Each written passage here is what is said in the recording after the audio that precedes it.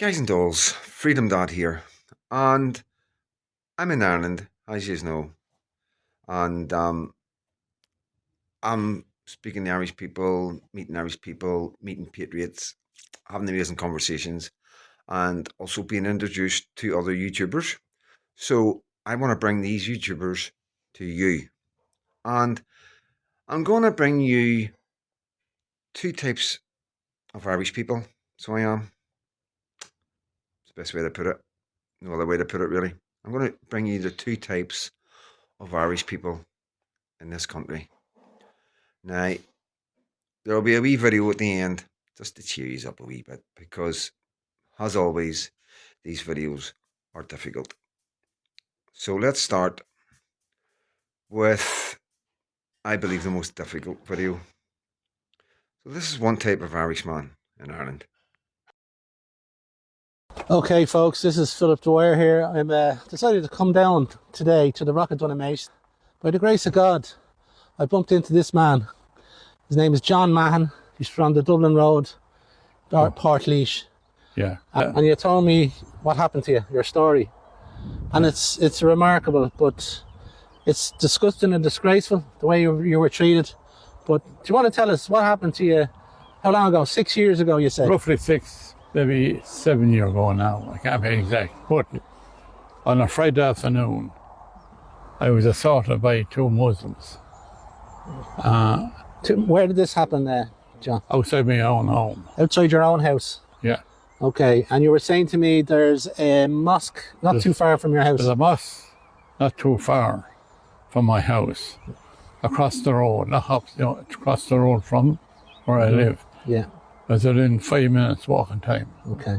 And we'll say allegedly Muslims, but there's the high probability that these men that were at the mosque. They were, because the mosque prayers, whatever they're called, was over, and these two Muslim chaps, they had their cars parked, and I asked them to know the cars are in the way. They were non-residents of the place. I live in a complex of 8 houses, and when I told them that their cars are in the way, they told me I was racist. You were racist? Yeah, racist. Okay, simply for telling them that their cars were blocking your way? Yeah. So I attempted to get something out of the boot of my car. And when I was doing that, I was hit from behind, and I consequently fell forward and hit the curb. Hit your head off the curb, you said? Hit my head off the curb. So then I went into an unconscious state. I had to be transferred to the county hospital by ambulance. Okay. And you were still unconscious. You remained unconscious for how long? Well, I was kept in the hospital, county hospital, up again me for 3 nights. 3 nights? 3 nights. 3 days and 3 nights. Yeah. You made a complaint and yeah. Yeah. And they informed me that if I had to have CCTV to be able to recognise the man or men that assaulted me. Yeah. Unfortunately, I hadn't that. Yeah. You were 80 years of age, John. You're 86 now, you say? I'll be 86 next month. So you were pushing on 80 years of age when this happened. I was 78 anyway. Yeah. And then the guard would come to you and tell you that you made a bad statement. Yeah. Wow. Okay. I had to tell them to leave. Okay. And I don't blame you. Yeah. And after that, since, have you had any feedback from the Garda? Any investigation? No. None whatsoever. Oh, that happened. Right. And how did that make you feel, John? I mean, what after all, like when it all was overdone and it sunk in? I leave you a very bitter person. Yeah. Naturally. Yeah. And a bitter person. These people. 3 of these people, families, live in the complex. Yeah. And at no time did any of them come to me to inquire how I was. Or offer any help that they might know the individuals are. No. Because that Muslim community in mosque must be a very kind of a small community. They all would know each other. They all know one another. Why wouldn't they? Yeah. They all attend there. Yeah, it makes sense to me. It's allegedly they would. I mean, we're not saying for definite, but allegedly they would. But they all know one another. Yeah. And after the mosque meeting or prayer meeting, yeah, they all shake hands with one another. yeah, And they all hug one another. yeah. And it still goes on. And do you think it's possible that the mosque people didn't realise that there was a major incident that happened, that there was an assault, there was a man nearly killed? They had to know afterwards. Yeah. You know? Yeah. Okay.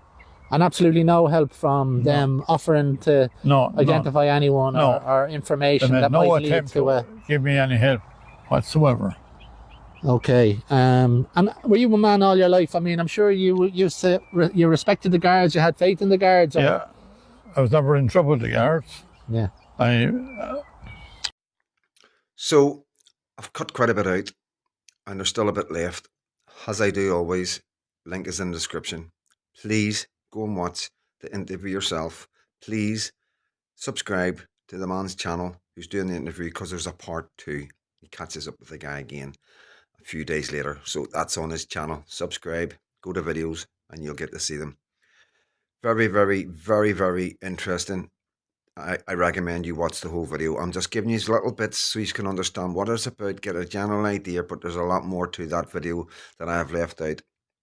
So that is one side of the Irish people. Here's the other side. This is normal. It's normal. No, it's 87. When people arrive somewhere as refugees, they don't have papers. Forged documents. Because that's how they're able to get from one place to another. It's the only way. And they've been put into our areas.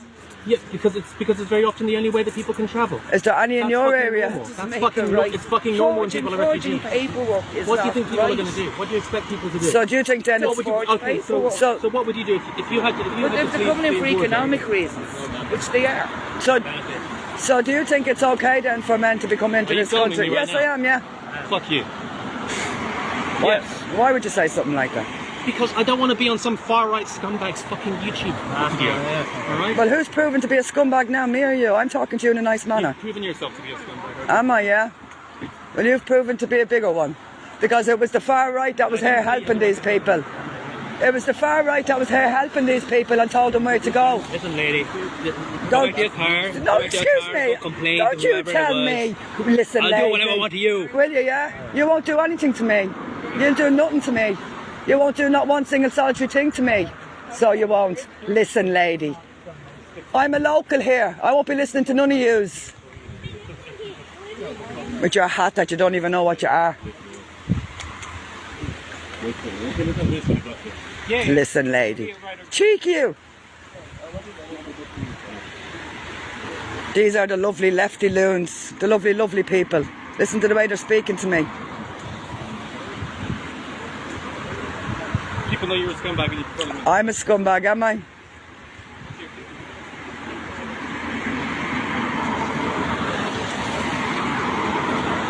Garda, he's calling me names there now. Are you going to do anything about that? Garda, he's calling me a scumbag in front of you. Garda, he's calling me a scumbag in front of you. Are you going to do anything about it? I'm not causing any trouble. I'm speaking in a nice manner, a respectful manner. Yes, I am. Yes, I am. We were only talking about the ones that's coming in ripping up the documents. So I'm asking you, are you going to allow him to speak to me and call me names? And another him there to tell me, and when I'm a local, he's going to tell me, get back to my car. You're going to allow that, are you? No, I'm not getting involved in this. Oh, you're not getting involved? Yeah, well, I won't be moving. Yeah, well, ask him then to stop. Ask him to stop calling me names and ask him to stop telling me to go away. No, I called him one back when he called me. No, I said, well, you're acting like a scumbag. I didn't call him one by calling me a woman a scumbag. And you're the one who's allowing him to do it. So you're not doing your job, are you? Yeah. I'm not no scumbag.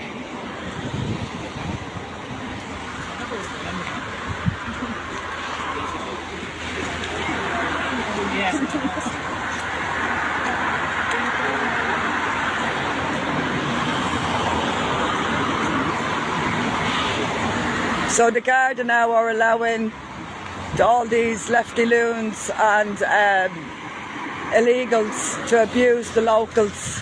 I'm a local. That lady there is a local.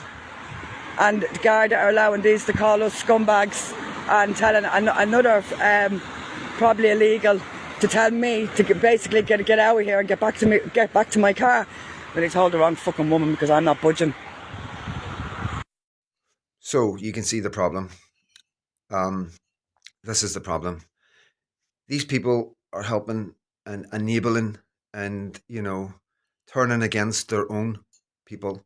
These people, that woman with the camera that was shaking because I don't know how old she was, right? You could tell she was nervous. She didn't want to be doing that. She didn't want to be standing there. She wasn't getting nothing out of it.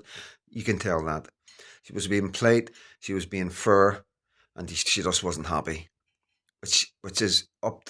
She has that entitlement as a local person with the evidence that she's probably seeing online that's happening in other areas where these men are going into. So what local people would not be worried? And the attitude from the other Irish people that probably aren't local, they've probably been brought in to work along by side of Garda, so that makes them, these people coming into the country and makes them feel a bit better. I don't know what the reason is. I don't know why they're MPOs, MPGs. I don't even know what they're called. They're just a disgrace. They're traitors to their own country. Absolutely shameful. And the only reason I picked this video was because he said, I don't want to end up in the far right video. And I was like, you're going to end up in my video. You know what I mean? Because everybody seems to think we're far right, so why not? So he's up and he's gone up. And all you Irish guys, that's what you're up against. And this is what you need to do. If people are going to be there videoing these people, they won't be too quick and being there all the time. Please believe me. If you name and you shame these people, you get them online, you show their faces, they will stop doing what they're doing. They will stop doing what they're doing. It's the only thing you can do, guys. You've got to keep getting out there. You've got to keep protecting your areas. And you've got the right to have an opinion. You've got a right to complain. You've got a right to not be happy about something. If you've got evidence that there's problems, if your children are under any threat, you've got every right to stand out and ask questions, at least, and at least document what's going on in your local area. And that's what patriotism is all about, guys. So, with that out of the way, links are in the description again. Guys, jump on there, please. Give these people some love. Tell them Freedom Dad brought their video. That's how you get them. So this is another amazing YouTuber. And you really have got to subscribe to this guy, guys. Honestly, you're in for a treat. I promise you. You know I always bring these good YouTubers. I always bring these YouTubers. And this is one of them YouTubers. He's brilliant. He is absolutely brilliant. And here he is. And I'm just going to finish, guys, and just finish now and leave you with this guy. And please, links are in the description. Please go and subscribe. Send some love from Northern Ireland, Scotland, England, Wales, wherever you are. Send this guy some love. Let him know that he's not on his own. Let him know that even though Ireland isn't the biggest country and whatever wee county he's from, he's not on his own. The people of all of Ireland and all of Britain support you and support what you do. Let him know that, please. God bless, guys. Christianity and Christian values, Catholicism in particular, but it was decided recently that all of that was old hat and needed to be done away with. So we decided to embrace the wonders of multiculturalism. And as part of that glorious package, we decided to embrace the religion of peace, Islam. And how's that going for us? Ireland's never been more safe and serene. Wait a minute, what's this? In 2018, an Egyptian Muslim man called Mohammed Moray murdered a Japanese man in Dundalk whilst shouting Allahu Akbar. But he was deemed just to be mentally unwell. Nothing to do with Islam. Then in 2022, Iraqi Muslim immigrant Yusuf Palani murdered 2 homosexual men in Sligo and gouged the eye out of a third. Nothing to do with the religion of peace, he just didn't like gay people. In 2023, an Algerian Muslim man, Riyad Bouchakar, viciously stabbed and almost murdered 3 little girls and their teacher in Dublin. Nothing to do with the religion of peace, he was just mentally unwell. And now just a few days ago, a Catholic priest was stabbed while sitting in his car by a radicalized Muslim teenager. But that's just because of the internet. He was watching the wrong videos. Nothing to do with the religion of peace. I often ask myself, how did we ever survive here in Ireland before we had the joys of the religion of peace?